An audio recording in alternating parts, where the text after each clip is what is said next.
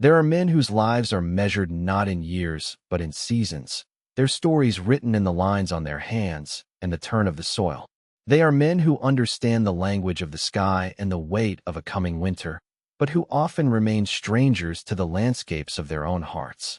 They live by the rhythms of work and weather, and the quiet spaces in between are filled with a loneliness so familiar it feels like a part of the architecture of their world, as solid and unremarkable as a barn wall. Silas Blackwood was such a man.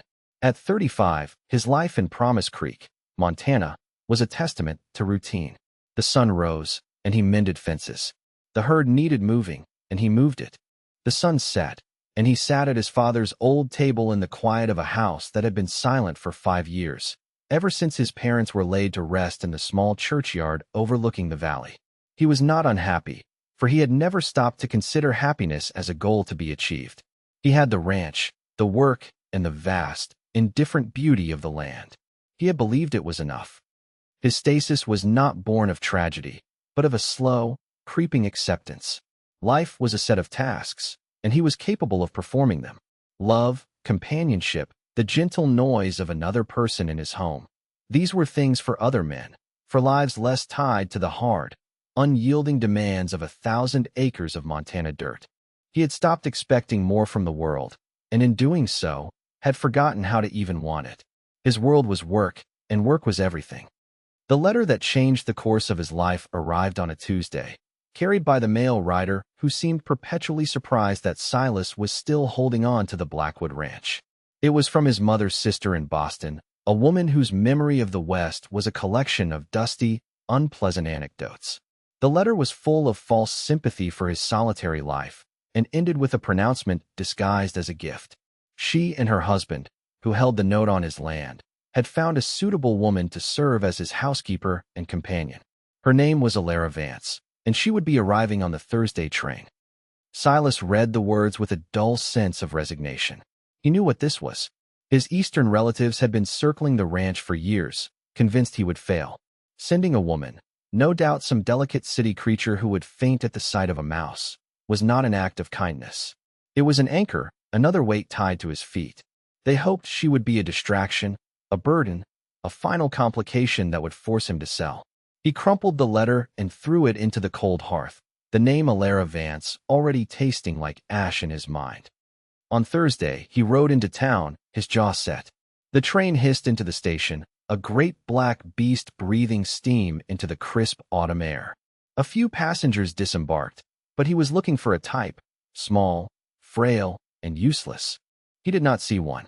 Then, a woman stepped down onto the platform, and he almost missed her because she was not what he expected at all. She was tall, uncommonly so. She stood nearly as tall as he did, her posture straight and her gaze direct as she scanned the small crowd. She carried a single, sturdy-looking trunk, which she set down without any show of difficulty. Her dress was plain, the color of dust, and her face was serious, unadorned. She was not the wilting flower his aunt would have chosen for a burden. This woman looked solid, capable. She saw him watching her, his hat pulled low, and her expression did not change. She simply waited.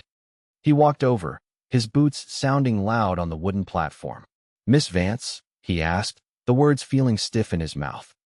"I am," she said. Her voice was low and clear, without tremor or affectation. "You must be Mr. Blackwood." "Silas," he corrected, out of habit. He nodded toward her trunk. "That all you have?" "It is all I need," she replied. The exchange left him with nothing more to say. He had prepared himself for complaints, for tears, for the immediate and overwhelming presence of a problem. Instead, he was met with a quiet competence that was somehow more unsettling. He loaded her trunk into the wagon, and she climbed up to the seat beside him without waiting for a hand. The ride back to the ranch was silent. He could feel her presence beside him, a still, tall shape that did not fill the space with chatter, but with a kind of weighted calm he could not decipher. He had expected a storm. He had received a silence as profound as his own. When they arrived, he gestured vaguely at the house. "Your room is upstairs." First on the left, he expected her to go inside, to inspect her new prison. Instead, she stood on the porch, her gaze sweeping over the property not with dismay, but with a careful, assessing look. She noted the sag in the porch roof, the loose hinge on the barn door, the way the creek cut close to the north pasture. She was not seeing a place of hardship. She was seeing a list of tasks. The well pump handle has a catch in it, she observed, her voice even. You lose about a quarter of your effort on every stroke. Silas stopped, his hand on the wagon. He had been meaning to fix that for a year. He stared at her, at this tall, plain woman sent to ruin him, and felt the first flicker of something other than resentment. It was confusion. In the weeks that followed, Alara Vance did not become a burden. She became an engine. She rose before he did, the scent of coffee and baking bread filling the house that had for so long smelled only of dust and old wood. She did not just clean, she organized, repaired, and improved. She found the worn-out tack in the barn and, with a set of tools he did not know she possessed, began mending it with neat, strong stitches. He would find things simply done. The water pump handle no longer caught. The leaking rain barrel was patched and solid. The vegetable patch he had let go to weeds was cleared, tilled, and planted with winter greens under a cold frame she had constructed from old windows she found behind the barn. She moved with a quiet efficiency that was both mesmerizing and unnerving. She never asked for permission. She simply saw what needed doing and did it. One afternoon, he came back from checking the north fence line to find her in his father's study, a room he rarely entered. She was seated at the desk, his ledgers spread out before her. An irrational spike of anger shot through him. That was his business, his private record of struggle and near failure. "What are you doing?" he asked, his voice sharper than he intended. She looked up, unfazed. Her finger tapped a column of figures. "You are overpaying for feed," she said, her tone purely factual. "The co-op in Millhaven has a better rate, even with the cost of freight. And if you were to buy in bulk with George Alcott, you could save another 10%. You are losing nearly $200 a year." He stood there, speechless. He had always bought his feed from the local store because that was what his father had always done. He had never thought to question it. He looked at the neat columns she had drawn on a separate sheet of paper, her calculations clear and precise. She was not meddling. She was solving a problem he had not even realized he had. "My father was an accountant," she offered, as if sensing his unspoken question. "He taught me numbers." She closed the ledger and stood, her tall frame seeming to fill the small, dusty room with purpose. "Supper will be ready in an hour." Silas watched her leave, the scent of old paper mingling with the faint, clean scent of soap that always seemed to follow her. He had been sent a liability, a piece of delicate china meant to shatter and make a mess of his life. But his relatives, in their infinite city wisdom, had made a grave error. They had not sent him a burden. They had sent him a builder. His friend, George Alcott, was a man whose observations were as blunt and solid as the rocks that littered his own fields. He came by for coffee one Thursday, a trip that was part of the unchanging rhythm of Silas's life. George sat at the kitchen table, a new and unfamiliar warmth filling the room from the freshly baked bread cooling on the counter. Alara was outside, her tall silhouette visible as she methodically sharpened the blades of a scythe. George took a sip of his coffee and watched Silas, who was watching Alara through the new window she had insisted on installing. "You know," George said, his voice a low rumble, "for a man who didn't want her here, you spend a lot of time looking at her." Silas's head snapped back.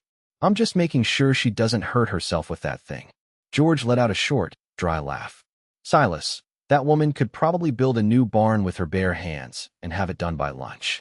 She's not the one in danger here." He leaned forward, his expression turning serious. "You watch her like a hawk watches a field mouse. Only you don't seem to know if you want to eat it or build it a nest." "That's foolish talk," Silas muttered, turning away from the window. But the words settled in his mind, unwelcome and persistent. He did watch her. He watched the way she moved, with an economy of motion that wasted nothing. He watched her hands, which were strong and capable, whether she was kneading dough or calibrating the gears of the seed drill. He watched her in the evenings as she sat by the fire, reading a book, her face calm and focused in the flickering light. He told himself it was just surprise. He was surprised by her competence, by her quiet strength. He had expected to have to take care of her, and instead, he often felt as though she were taking care of him, shoring up the foundations of his life in ways he was only beginning to understand. The ranch was running more smoothly than it ever had. The books were balanced. The house felt warm. His life, which had been a solitary line stretching from sunrise to sunset, now had a second, parallel line running alongside it. He did not know what to call the feeling she stirred in him. It was a low, steady hum of awareness, a constant knowledge of her presence in his world. It was the relief he felt when he saw her walking back from the creek, her pail full.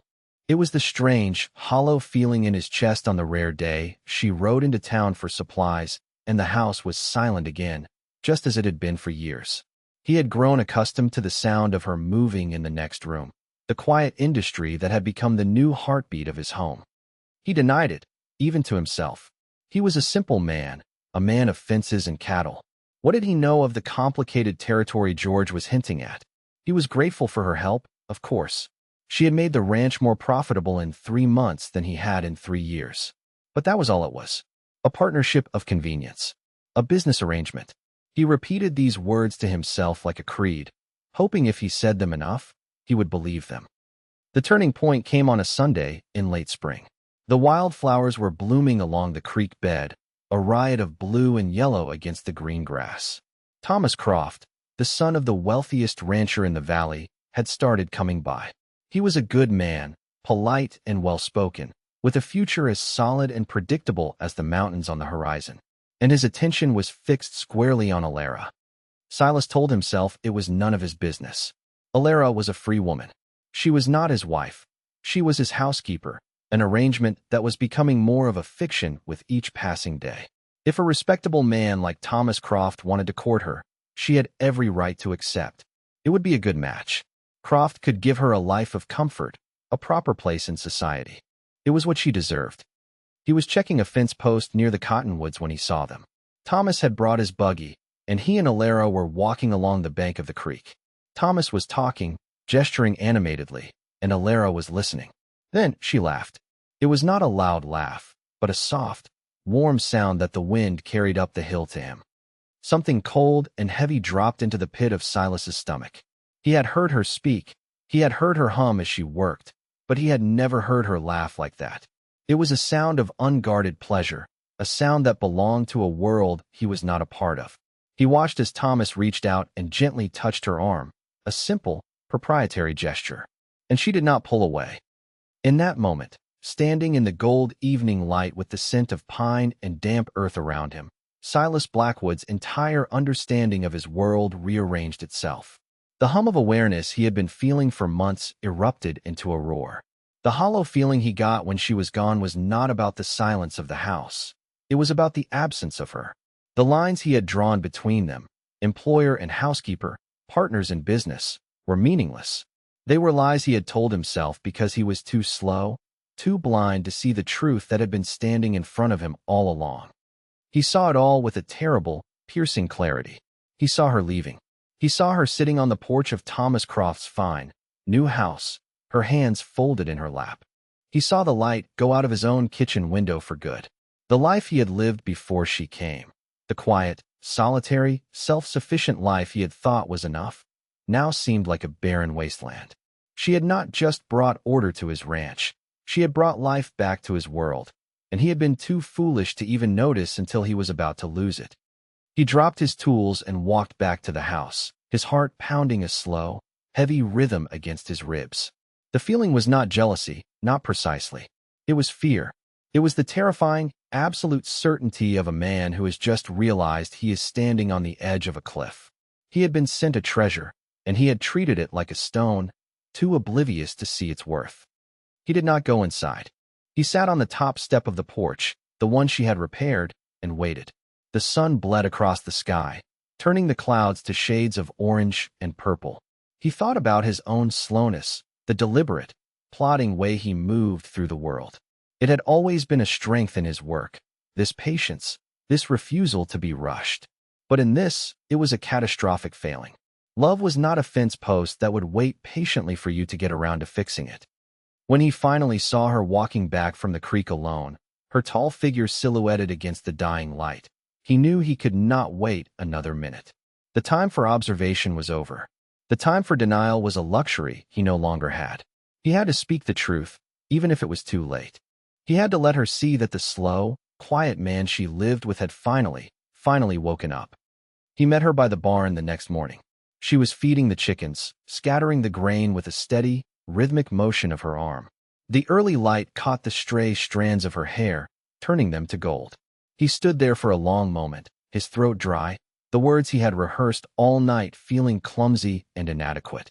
She looked up and saw him, her expression calm, her eyes holding his. It was that steady gaze that gave him the courage to speak. "Alara," he began, his voice rough. She waited, her hands still.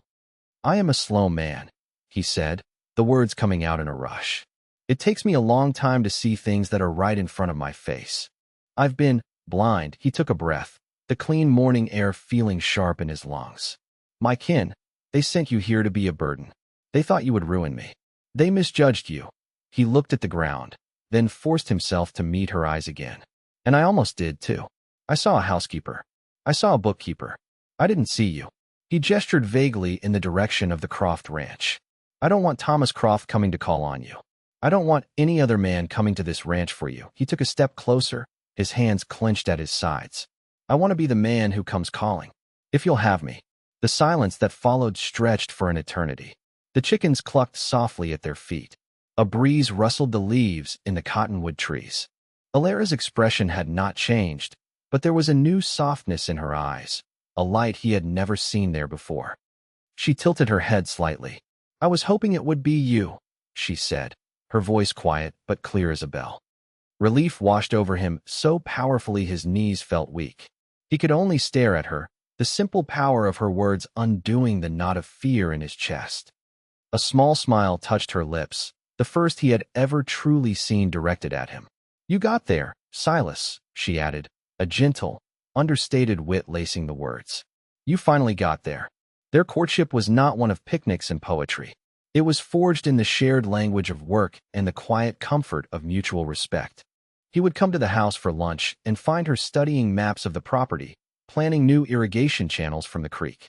She would come to the barn and watch him gentle a new colt, her presence a silent, steady support that calmed both man and animal.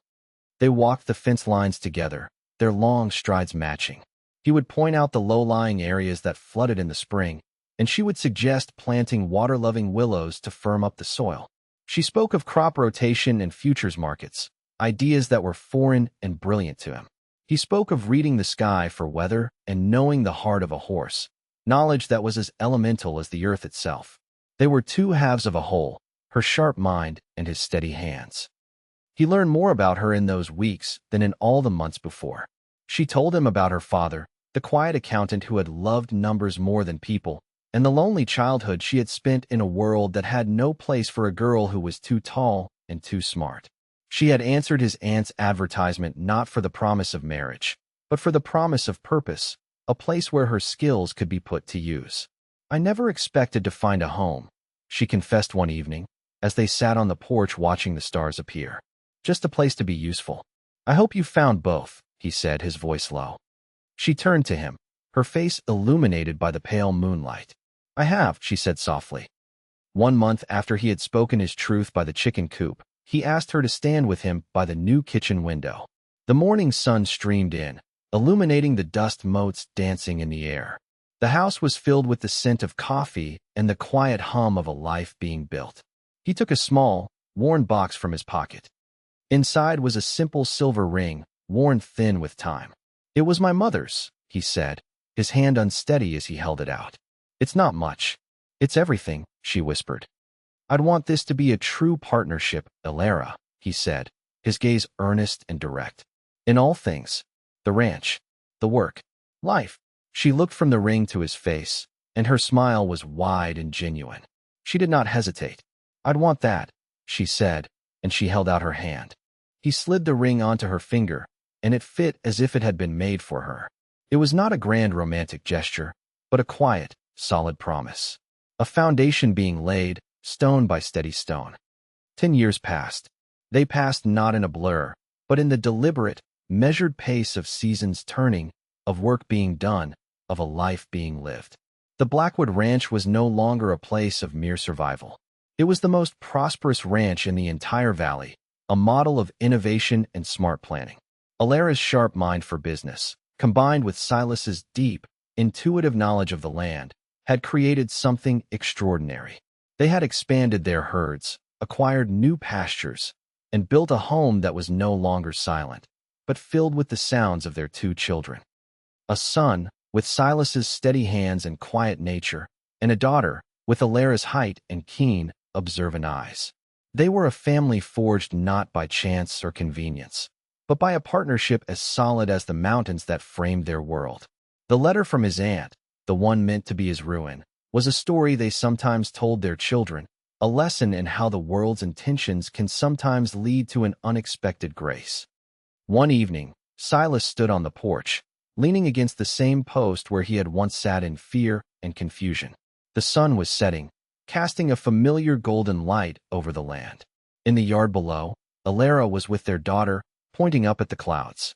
He could hear her low, calm voice explaining how the shape and color of the sky could tell you what the next day would bring. Her tall frame was silhouetted against the vibrant colors of the dusk, a figure of strength and grace that was the anchor of his entire world. He felt a surge of gratitude so profound it was almost painful.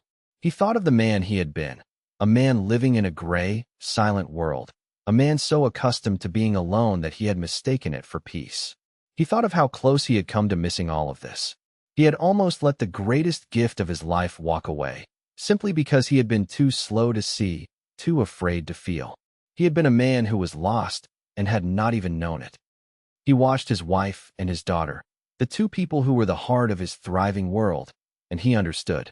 Love is not always a lightning strike. Sometimes it is a quiet, steady light that comes into a dark room, a light so gentle you barely notice it at first, until you realize it has illuminated everything. He had been saved not from financial ruin, but from a poverty of the soul, a loneliness he had never even had the words to name. The greatest things are often quiet, standing right in front of us, waiting patiently to be seen. A life is not built in the grand, dramatic moments, but in the accumulation of thousands of ordinary days, in the shared silence of a comfortable kitchen, in the steady rhythm of honest work done side by side.